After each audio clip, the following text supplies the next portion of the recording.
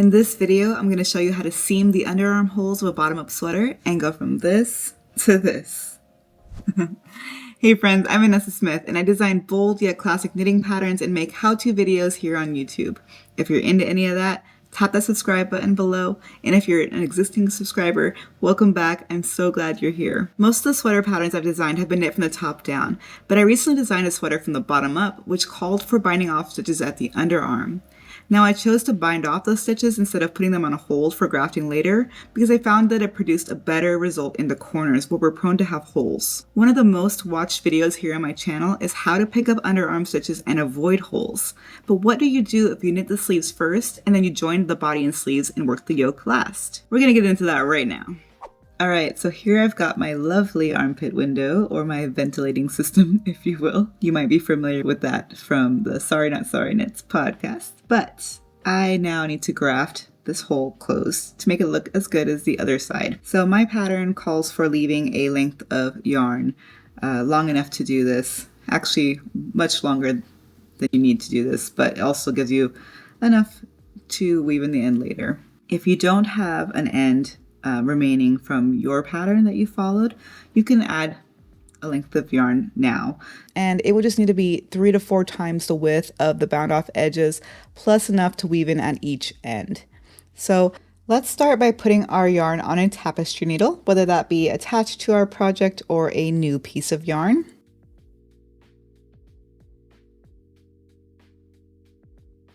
And then we're going to get ready to work from right to left. So if your yarn is already attached to your project, make sure it's coming from the right. And if you're adding a new piece of yarn now, you're going to start at the right edge of your seam here.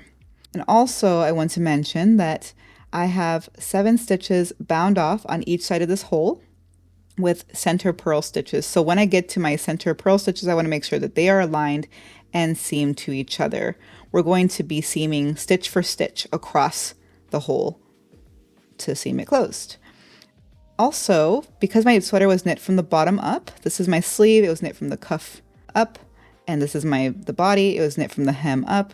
So these stitches are right side up V's, as you can see here, and the stitches over here are upside down V's. So that'll be really important as we go along. We want to make sure, again, that we're aligning stitch for stitch.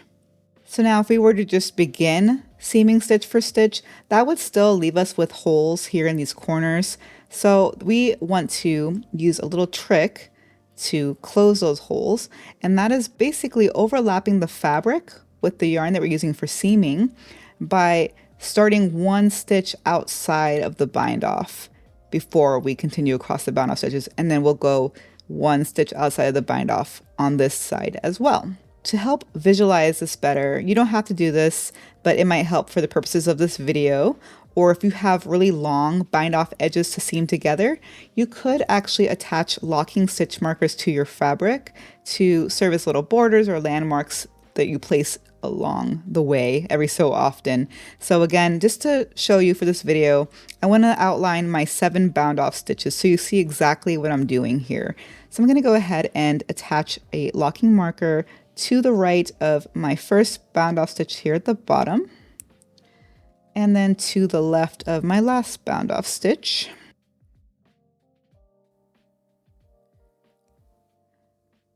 And then I'm going to do the same on the other side.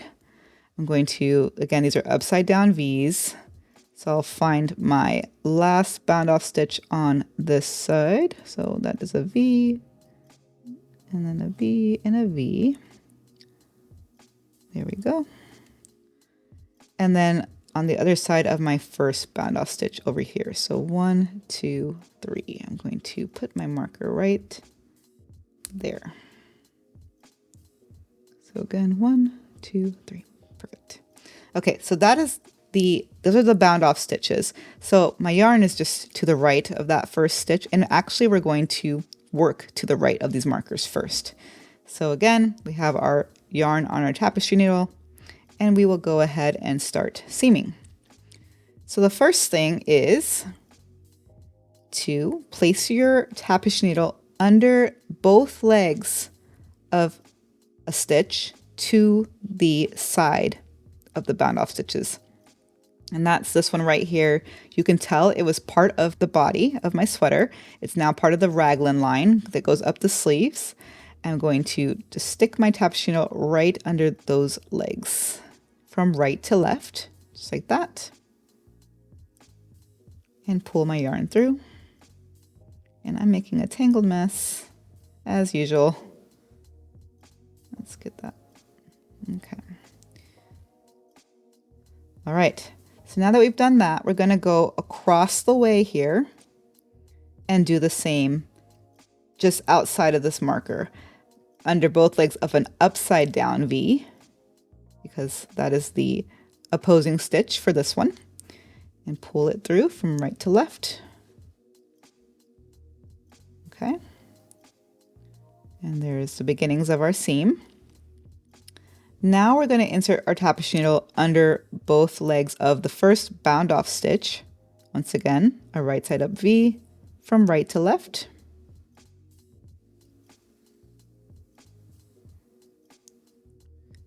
And then under both legs of an upside down V on this side from right to left.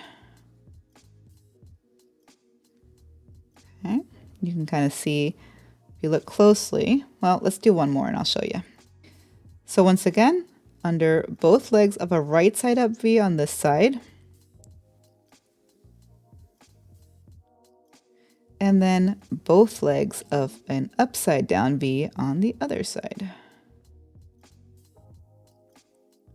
So let's pause here and take a look what's going on. If you follow the strand, you can see it's making the shape of stitches. It's making V's. And we want to every so often, so every 3 stitches or so, we do want to pull the yarn tightly.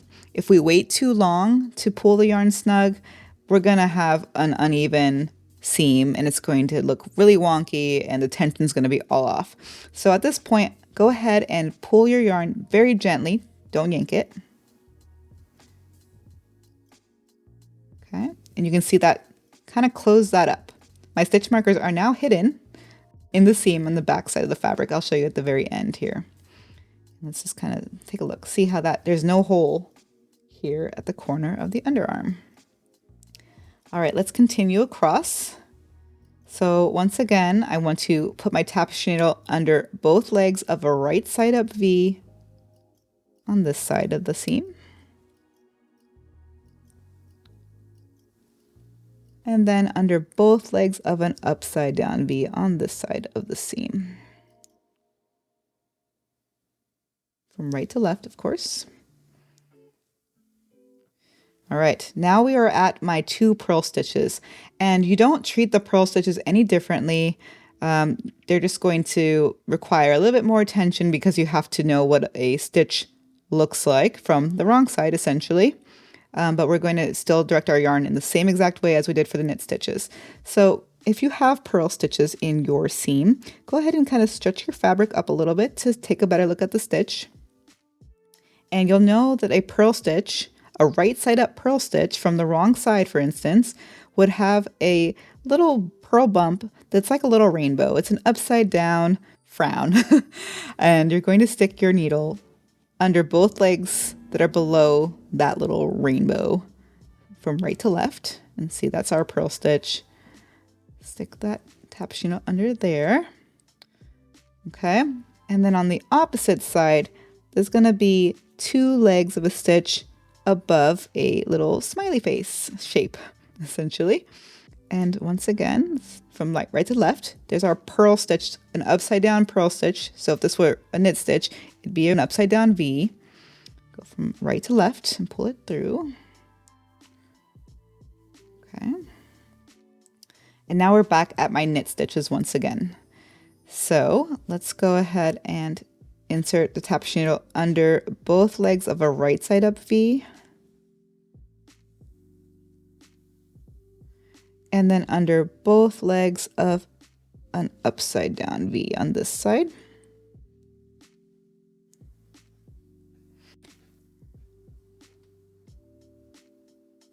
And then once again, under both legs of a right side up V. and under both legs of an upside down V. Make sure you stay along the same line as well. You don't want to accidentally put your tapestry needle, a couple stitches down in a column. You want to make sure you stay right up against that bind off edge.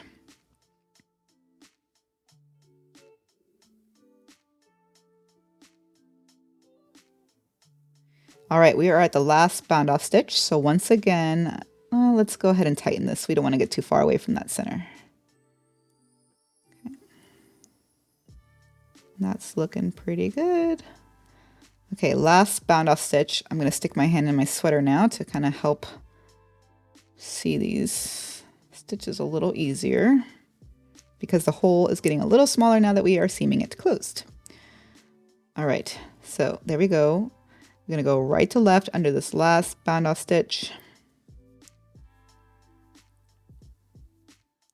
And then from right to left under the last bound off stitch on the opposite side, which once again is an upside down V.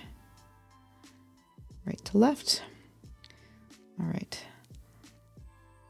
So now you see we are at the last bound off stitch. I'm going to pop these markers off the fabric so we can see this a little better, but we are within the borders of the bind off. And once again, if we just stopped, or if we were just grafting live stitches, you'll see we would still have a hole right there, and that is not acceptable. So we're actually going to close this up again in the way that I showed earlier. I'll remove these markers.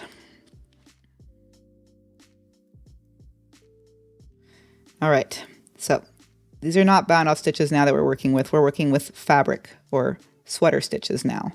So once again, I'm working with right side up V's on this side and upside down V's on that side. And I'll just stick my needle from right to left under the legs of this stitch. And once again, that's part of the raglan, just like on the other side. And then I'll do the same across the way. So I will find the first upside down V on this side. It's a little hard when you have a darker yarn like I do, but just pay close attention to your fabric. You'll see it. Don't rush. From right to left under that upside down V. And it looks like I still have a slight hole here. So I'm going to go one more stitch in. These are your underarms, so you can fudge them a little bit. Don't worry about anybody seeing you seam too far into your fabric. You could totally do what you need to do to make sure those holes don't show. So I've got a right side up V right here.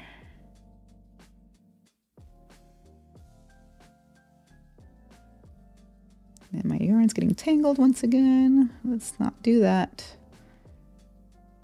Bear with me. There we go. And then one more upside down V on that side. So you can see where my yarn came from over here. We want to pay attention to that as well.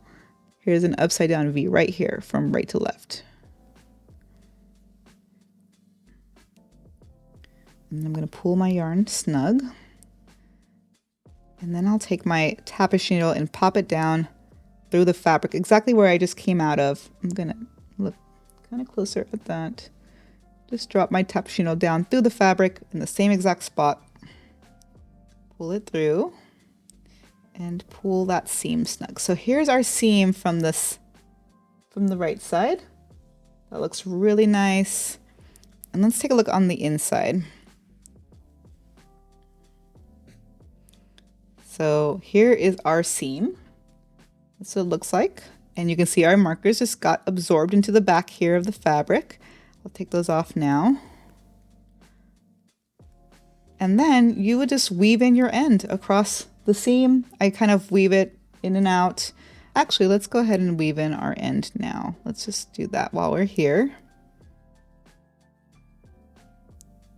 So I just stick my needle basically between the two sides of the seam. Just kind of go where my yarn came from, go down through the seam, pull it through, and then go back up through the seam. And I make sure to not poke the part of the fabric that will show on the right side. I'm just kind of only working within the limitations of that seam there. Pull through.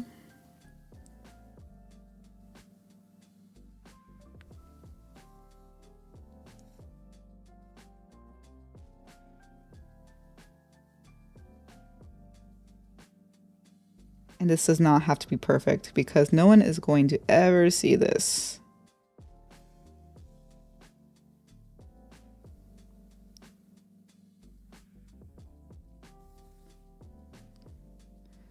All right, so there's that. And then we're just gonna weave in the rest of the end as we usually do, or you can cut it here, however you wanna do that. But then you can go ahead and just enjoy your finished sweater with your grafted underarms. Let's take a look. All right, moment of truth. There's that underarm we just seamed together, and you can see there are no gaps on either side of it, and it's hole free. So I can now wear this and not fear that I'm flashing the pits. So I hope that you enjoyed this tutorial. I hope you learned something new. Have hole-free underarms, and we'll go forth enjoying that sweater that you just finished. If you found this video helpful, please give it a like and be sure to subscribe if you haven't already. Take care, and until next time, happy knitting.